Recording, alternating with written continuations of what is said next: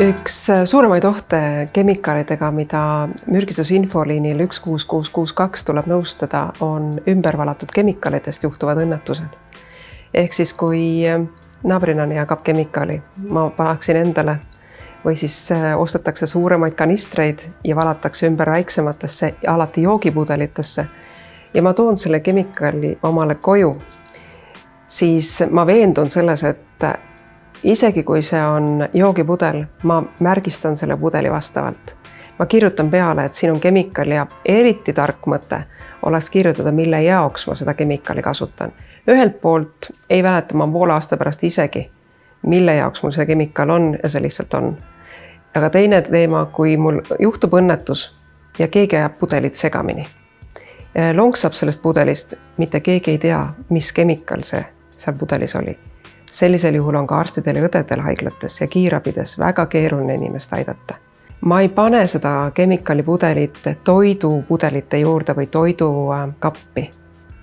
Ma panen ta täiesti eraldi, kemikaalide kappi.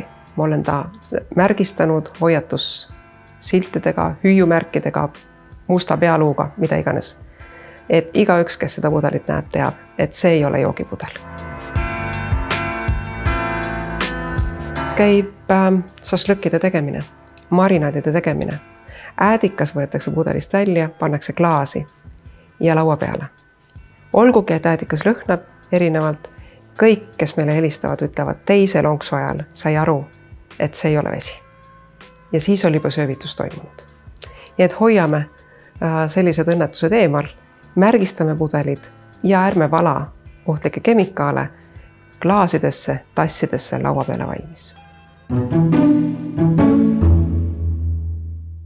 Kui on võimalik kodus valida ja kui on kodus ka lapsed või tehakse rohkem marinaade, on mõistlik kasutada 10% äädikat, selle asemel, et kasutada 30% äädikat.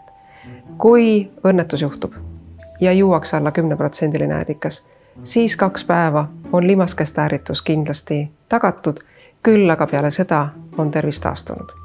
30% äädika joomine põhjustab söövitust, põletust alati. Ja see võib juhtuda, et terve söögitoru on põlenud ning inimene saab elu lõpuni tervisekahjustused. Kemikaalide ümbervalamine tekitab inimeste kodudes olulise ohuolukorra.